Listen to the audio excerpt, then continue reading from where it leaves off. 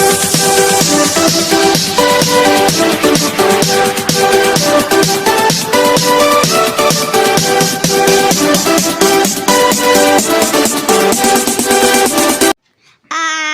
मिलकर कदम बढ़ाएं, शिक्षा को हर घर पहुंचाएं। सब्सक्राइब करें नारू का ऑनलाइन क्लासेज को और बेल आइकन को दबाएं। नमस्कार मेरे दोस्तों, hello everyone, this is Deep Singh नारू का ऑनलाइन क्लासेज में आपका स्वागत है। उठो जागो, जब तक मत रुको, जब तक पढ़ाई पूरी नहीं हो जाए। न थकान होनी चाहिए, न हार होनी चाहिए, न थकान होनी चाहिए, न हार होनी चाहिए। जीत के लिए निकले हो और बस जीत होनी चाहिए। इतनी शिद्दत से परिश्रम करो, इतनी शिद्दत से परिश्रम करो कि हार भी श्रम से हार जाए, हार भी श्रम से हार जाए। सभी गुरुजनों व सज्जनों को मेरी तरफ से प्रणाम व विद्यार्थियों को भावी जीवन की हार्दिक शुभकामनाएं। स्कूल का वो पहला दिन, माता पिता के सपने, स्टूडेंट लाइफ से सपनों की उड़ान तक, इस अगले एपिसोड में हम आपका हार्दिक स्वागत करते हैं। आज हम बात करेंगे 6 से 12 वर्ष के उस बच्चे की जिसका पूरा ये समय जीवन का महत्वपूर्ण समय होता है, जिसको हम बाल्यावस्था कहते हैं।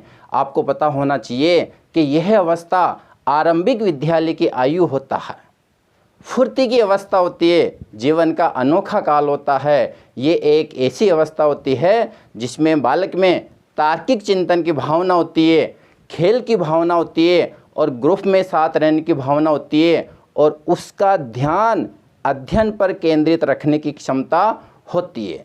इस अवस्था में जो बालक होता है उसकी फुर्ती बहुत ही तेज होती है।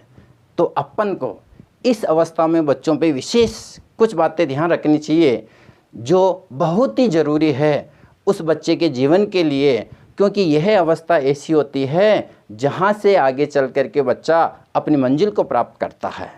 इसी अवस्था में जो हमें ध्यान रखना चाहिए, क्या कि बच्चा स्कूल जाता है तो स्कूल से जो भी एक्टिविटी होती है या स्कूल में जो उनको पढ़ाया जाता है, उसके जो मित्र होते हैं और बच्चे के द्वारा जो कार्य किए जाते हैं, बच्चे का जो अनुशासन होता है, बच्चे की जो आदत होती है, संस्कार होते हैं, उन पे हमें पूरी तरह से ध्यान देना चाहिए। क्योंकि यह एक ऐसी अवस्था होती है जिस अवस्था में स्कूल का और पेरेंट्स का और हमारे परिवार का बच्चे के जीवन पर बहुत बड़ा असर होता है। क्योंकि यह एक ऐसी अवस्था है जो एक आइसबर्ग के समान होती है। आइसबर्ग समुद्र के अंदर ऐसी बर्फ़ की शिलाएं होती है जिसका कुछ भाग बाहर होता है और 90% भाग समुद्र के अंदर होता है। अब आप सोचो, जिस प्रकार से थोड़ी सी बर्फ़ ऊपर है लेकिन 90% बर्फ़ नीचे हैं, उसी प्रकार ये हमारे बच्चे, इनकी सोच, इनके विचार, इनका स्वभाव, इनकी आदतें जितनी हमें दिखती है उनसे कहीं ज़्यादा प्रतिभाएं इन बच्चों के अंदर छुपी होती है। आवश्यकता है कि उन प्रतिभाओं को हम बाहर निकालें। तो हमारी जिम्मेदारी बन जाती है कि हमारे व्यवहार के द्वारा, हमारे अनुशासन के द्वारा इन बच्चों में ऐसे मौलिक कर्तव्य, ऐसी आदतें विकसित की जाए कि वो इन बच्चों के लिए हमेशा सही साबित हो। क्योंकि हम पेरेंट्स 3 प्रकार के होते हैं। एक पेरेंट्स वे होते हैं जो बच्चों को कहते हैं कि आपको ऐसा करना ही होगा, आप ऐसा ही करो।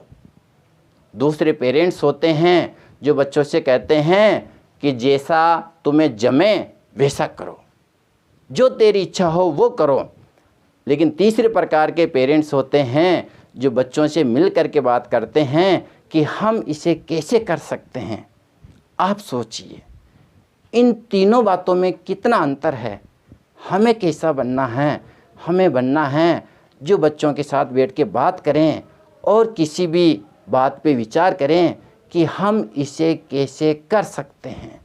बच्चा इन्वॉल्व होना चाहिए, आपके विचारों की समझ बच्चे में होनी चाहिए और बच्चे के विचारों की समझ हमारे अंदर होनी चाहिए। इसके लिए हमें ये ध्यान देना चाहिए कि बच्चे के इसी लाइफ में 6 से 12 साल की जो उम्र होती है, इसमें उसकी स्कूल से घर तक, घर से कोचिंग या सामाजिक व्यवहार तक हमें बच्चे का पूरा ध्यान रखना चाहिए। होता क्या है कि बच्चा कई बार गलतियां करता है, बच्चे हैं गलतियां करते हैं, तो हम एक आदत डाल देते हैं बच्चों में, सॉरी बोलो, और सॉरी बोलते ही हम बच्चों को माफ़ करते हैं। बच्चे के दिमाग में एक चीज़ बैठ जाती है, गलती करो सॉरी बोलो, सॉरी सॉरी सॉरी सॉरी। नहीं, सॉरी किसी समस्या का समाधान नहीं है। उस बच्चे की उस आदत को बदलने का प्रयास करो, आदत चेंज हो जाए, ताकि बच्चे को सॉरी बोलने की आवश्यकता नहीं रहे, बच्चा अपने आप को इम्प्रूवमेंट करें। इन बातों का ध्यान रखें। इसके लिए ज़रूरी है कि जो बच्चे हैं उनको महापुरुषों की कहानियाँ सुनो। महापुरुषों ने किस प्रकार से संघर्ष किया, किस प्रकार से मेहनत की और उन्होंने अपने जीवन को आगे बढ़ाया। महापुरुषों की सफलता की कहानियाँ बच्चों के दिमाग में बहुत बड़ा असर करती है। इसके साथ ही जो अगर बच्चा टीवी देखता है तो कुछ ऐसे धार्मिक संस्थान, धार्मिक धारावाहिक बच्चा देखे जो प्रेरणादायक हो। बच्चे को प्रेरणाओं की ऐसी कहानियाँ सुनाएं जो बच्चे को मोटिवेट करे, और बच्चे की अंतरात्मा में उन महान व्यक्तियों की कोई ना बात ऐसी फिट हो जाए जो उसके भावी जीवन में उसको आगे ले जाने के लिए मदद करे। इसलिए ज़रूरी है कि बच्चों में पॉजिटिविटी, सकारात्मक सोच हमेशा बढ़ती रहनी चाहिए। सकारात्मक वातावरण में रहे, पॉजिटिव सोच बच्चे को सुनने को मिले, और हमेशा बच्चे को एक ऐसा अनुकूल माहौल प्रदान किया जाना चाहिए जिससे बच्चा हमेशा सकारात्मक सोच के साथ आगे बढ़े। अगर नेगेटिविटी है उससे हमेशा बच्चों को दूर रखें। अच्छी आदतें, अच्छी बातें, अच्छी कहानियाँ, महापुरुषों की जीवन गाथाएँ, उनका संघर्ष, ये बच्चों के ध्यान में रहना चाहिए। क्योंकि बच्चा जिस वातावरण में रहता है, जैसा चारों तरफ का वातावरण होता है, जैसा माहौल होता है, उसका बच्चे के जीवन पे बहुत बड़ा असर पड़ता है। इसलिए हमें ये तय करना चाहिए कि हम बच्चों को एक ऐसा माहौल दें जहां बच्चा अपनी सोच को सकारात्मक रखते हुए आगे बढ़े। लेकिन 6 से 12 साल की जो उम्र होती है, इसमें हमें कुछ बातों का ज़रूर ध्यान रखना चाहिए। बच्चा स्कूल में किसी भी क्लास में पढ़ता है, हमें जब भी पेरेंट्स मीटिंग हो, हमें पेरेंट्स मीटिंग में जाना चाहिए। अक्सर हम बहुत सारे पेरेंट्स ऐसे होते हैं जो नहीं जाते हैं, इस चीज़ को बिल्कुल एक सामान्य रूप में लेते हैं। नहीं, स्कूल से आपकी कनेक्टिविटी होनी चाहिए। आप स्कूल में जाते हो, टीचर से बात करो, उसके फ्रेंड से बात करो, मैडम से बात करो, बच्चे की कॉपियाँ देखो, मूल्यांकन करो, किस प्रकार से बच्चे ने अचीवमेंट प्राप्त किया है, बहुत ज़रूरी है। स्कूल के अलावा अगर बच्चा कहीं कोचिंग जाता है तो आपको महीने में कम से कम एक बार पता करना चाहिए कि बच्चा सही समय पे जा रहा है, पढ़ाई कर रहा है, टेस्ट दे रहा है, और जो भी एक्टिविटी है उन सब पे आपका ध्यान होना चाहिए। ये एक ऐसी उम्र होती है जिसमें संगत का बहुत बड़ा असर पड़ता है, क्योंकि जैसी संगत वैसी रंगत। संगत अगर अच्छे छात्रों के साथ है, अगर पढ़ने वाले छात्रों के साथ है, तो हमेशा बच्चे की सोच अच्छी ही रहती है। सकारात्मक सोच के साथ बच्चा आगे बढ़ता है। इंटेलिजेंट बच्चों के साथ में बच्चा कंपटीशन करता है, जिसका फ़ायदा बच्चे को मिलता है। इसलिए हमेशा हर जगह कभी ना कभी, जब भी आपके पास टाइम हो, स्कूल से लेकर के, कोचिंग से लेकर के, उसके जो ग्रुप है, उसके जो स्टूडेंट है, उसके जो फ्रेंड्स हैं, कौन से फ्रेंड्स के साथ में उसकी मित्रता है, ये भी हमें थोड़ा देखना चाहिए। क्योंकि संगत बहुत बड़ा असर डालती है इस उम्र में। इसलिए इस उम्र को कहा गया है, ये ग्रुप की अवस्था है, टोली स्टेज। बच्चा ग्रुप में ज़्यादा रहता है, खेलता है, ये पढ़ाई करता है। इसलिए स्कूल से लेकर के उस बच्चे पे विशेष रूप से आपको इन्वॉल्व होना है। बच्चे के जो परीक्षाएं होती है उनमें कितने मार्क्स प्राप्त किए हैं वो आपको देखना चाहिए। बच्चे को मोटिवेट करना चाहिए, क्योंकि बच्चे ऐसी सोच के साथ होते हैं जिनकी क्रिएटिविटी को हम बदल सकते हैं। इनकी क्रिएटिविटी, इनकी सोच हम हमारे अनुसार विकसित कर सकते हैं। और अगर अच्छी सोच बच्चों में विकसित हो जाती है तो आप यकीन मान के चलिए ये बच्चे उस अपनी अच्छी सोच के साथ में हमेशा जीवन में अच्छा ही करते हैं। और जो बच्चा जीवन में अच्छा करता है आगे उसका परिणाम भी बहुत अच्छा होता है। मैं आपको आज सुनाना चाहूँगा एक ऐसे महापुरुष के बारे में जो तीसरी क्लास में फेल हो गए थे। तीसरी क्लास में फेल होने के बाद कैसे बदला उन्होंने अपने जीवन को। वियतनाम एक राष्ट्र है, वहाँ एक राष्ट्राध्यक्ष हुए हैं जिनका नाम है हु चिन मिन। जब वो तीसरी में पढ़ते थे, तीसरी क्लास में वो फेल हो गए। फेल होने का उस बच्चे के जीवन पे इतना नेगेटिविटी का असर पड़ा कि उस बच्चे ने आत्महत्या करने की सोच ली। उस बच्चे को ऐसा लगा कि अब मैं जीवन में कुछ नहीं कर सकता, लेकिन क्योंकि प्रतिभा अंदर उपस्थित थी, गुरुजनों ने उसे समझाया, दोस्तों ने समझाया, माता पिता ने समझाया, लेकिन सोच चेंज नहीं हुई। एक दिन अचानक वो रात को 3 बजे उठे और उन्होंने गांव छोड़ने का फैसला कर लिया। जब वो गांव छोड़ करके जा रहे थे तो उनके गांव के बाहर आती थी एक नदी, वो उनको पार करनी थी, लेकिन उसके किनारे एक महात्मा जी की कुटिया थी।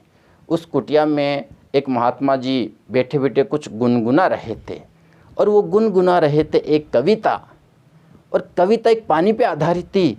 पानी तू मेला क्यों नहीं होता है, पानी तू रुकता क्यों नहीं है, पानी तू हर बुराई को साथ में लेके चला जाता है, क्यों? क्योंकि पानी तू बहता है। जब उस बालक ने इस कविता को सुना तो उस बालक के अंदर जो प्रतिभा थी, जो आंतरिक अवस्था थी, वो उस बालक की जगी, और उस बालक ने फैसला किया कि अब मुझे पानी की तरह बहना है। हर कठिनाइयों का, हर मुश्किल का हंस के सामना करना है, जीवन में आगे बढ़ते जाना है, पानी की तरह बहते जाना है। क्योंकि अगर विद्यार्थी या कोई भी इंसान पानी की तरह आगे चलता रहे, बहता रहे, बढ़ता रहे, तो जीवन में चाहे कितनी परेशानियां क्यों नहीं आ जाए, आपको एक पल भी डगमगाने पर मजबूर नहीं कर सकती। क्योंकि हमेशा हमारी प्रवृत्ति, हमारा नेचर आगे बढ़ने का होना चाहिए। इसलिए उस विद्यार्थी में जो तीसरी क्लास में फेल हो गया था, अपना जीवन उन्होंने अचानक चेंज किया और मेहनत करते गए। एक दिन वही बालक वियतनाम का राष्ट्राध्यक्ष बने। अपन कल्पना कर सकते हैं इन बच्चों के अंदर कितनी प्रतिभा होती है। वो छुपी हुई प्रतिभा अगर एक बार बाहर आ जाए तो ये बच्चे जीवन में कुछ भी कर सकते हैं। इसलिए कई ऐसी बातें होती है जिनका हमें 6 से 12 साल के बच्चे की जो उम्र होती है उसमें हमें विशेष रूप से ध्यान रखना चाहिए, क्योंकि यह उम्र है अच्छाइयों को या बुराइयों को जल्दी ग्रहण करती है। इसलिए याद रहें कि हम बच्चे को हमेशा उसी दिशा में लेके जाएं जहां बच्चा अच्छी चीज़ों को सीखे, उस बच्चे की सोच अलग विकसित हो, बच्चा आगे जीवन में उसे सफलता पाने का सपना अभी से देखें। इसलिए वातावरण ऐसा दिया जाए बच्चे को कि हमेशा उसकी सोच सकारात्मक और रचनात्मक रहे। अगर कोई परेशानी बच्चे को है, उसके बारे में बच्चे से बात करें, एक दोस्त की तरह बात करें, खुल करके बात करें और उसका समाधान बच्चे को बताएं। इन बच्चों के अंदर बहुत रचनात्मकता होती है। ये बच्चे बहुत अच्छा कर सकते हैं जीवन में, लेकिन इनकी प्रतिभा को उजागर करने का अवसर इनको मिलना चाहिए। बच्चों के साथ में हम, अगर कोई बच्चा पढ़ता है, हम देखते हैं कि हमारे परिवार में बच्चा पढ़ता है, उसको पढ़ाई में अगर कोई परेशानी आती है तो उसकी हेल्प करो। और अगर कोई बच्चा कोई अच्छी चीज़ आपसे पूछता है तो उसके बारे में 2-4 बातें आप और बच्चे से पूछो। बेटा ये काम आप ऐसे बता रहे हो, बताओ इससे भी अच्छा तरीका क्या है, हम इसको और अच्छा कैसे कर सकते हैं, हम इसको इससे भी ज़्यादा रचनात्मक कैसे बना सकते हैं। तो देखो आप, बच्चे का जो मस्तिष्क होता है, उनकी कल्पनाशीलता की उड़ान बहुत ऊंची होती है। नई नई सोच, रचनात्मकता, सकारात्मक सोच उनकी आगे बढ़ती है और बच्चे स्टेप बाय स्टेप अच्छी चीज़ें ग्रहण करते जाते हैं। इसलिए इस उम्र के अंदर हमें घर परिवार से लेकर के स्कूल तक या उसकी कोचिंग तक या मित्र मंडली जो होती है, दोस्तों तक, हर एक्टिविटी पे हमें थोड़ा ध्यान रखना चाहिए। हम समझ लेते हैं कि जब बच्चा 12 साल की उम्र तक हो जाता है तो बच्चा अब सेल्फ हो गया, अब बच्चा अपने आप कर लेगा, और हम ये समझ करके ध्यान नहीं देते हैं। लेकिन नहीं, हमें महीने में एक बार बच्चे की स्कूल में जाना चाहिए, बच्चे के मित्रों के बारे में जानना चाहिए। और अगर बच्चे के पास में फ़ोन है तो हमें यह तय करना चाहिए कि उस फ़ोन का उपयोग पढ़ाई के अलावा बच्चा किसी और चीज़ में नहीं करे। क्योंकि अक्सर देखा है कि इस उम्र में बच्चे फ़ोन के इतने आदी हो जाते हैं, फ़ोन के गेम्स उन पे इतना बुरा असर डालते हैं कि बच्चे पढ़ाई को छोड़ करके उनका ध्यान गेम्स की तरफ चला जाता है। नहीं, फ़ोन एक ऐसी मेमोरी होती है जो बच्चे की मेमोरी को कैच करती है।